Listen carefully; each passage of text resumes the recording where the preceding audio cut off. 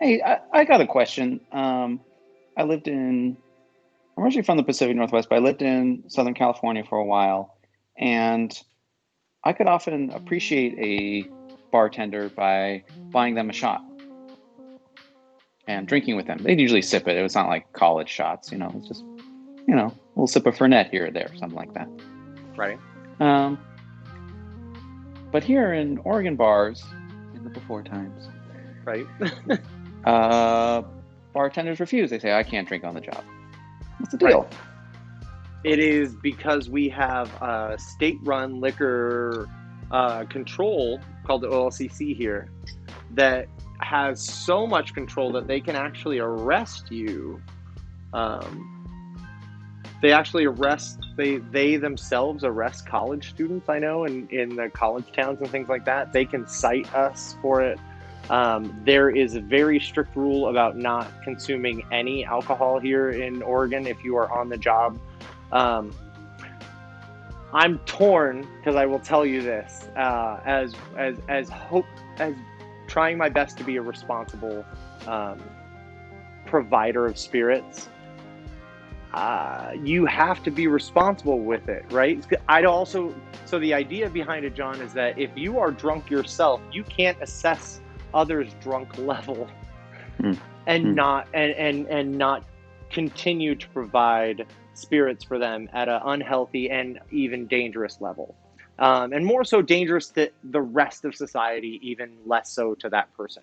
That person is just as important, but let's be honest, we all know that there are much more dangers that we end up as bartenders being responsible for, and that is there are mixed feelings about that because it's something that people feel like we shouldn't be the ultimate responsible, the last tried and true reason for people to be responsible, I guess, or the last bastion of that. But humans have proven that they can't control that particular part themselves, especially when they are inebriated. So they need us to be the sober bastions of good drinking etiquette, I guess, essentially. However, it does suck when once in a while somebody wants to buy you a Fernet or just pay it forward in a way. One of my favorite things was a place called Oven and yeah. Shaker. A couple other bars here, right, John, that you've been to in restaurants where you can buy a 6-pack for the back of the house, for the kitchen, who deserve it more than anybody.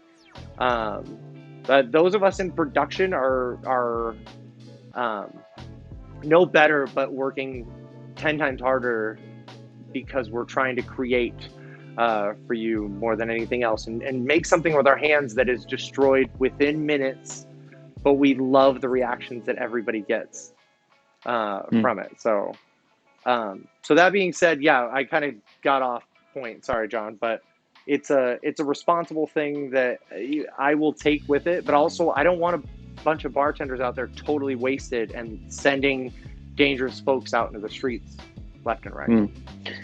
Yeah, I guess those are good reasons. Thank you for explaining that. You got it. I'm I'm torn, but glad. I'm 100% torn by it though. I won't Mm. lie, I really am. I guess I'm just remarking on it because I don't get to have full drinks with you like this when I'm at your bar. Right.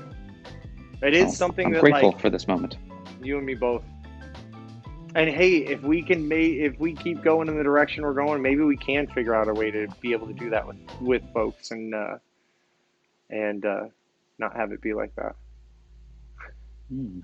Be able to share samples with everybody eventually, and everybody be able to taste things together and experience it together. Um, I think that you get limited by trying to be a bar sometimes here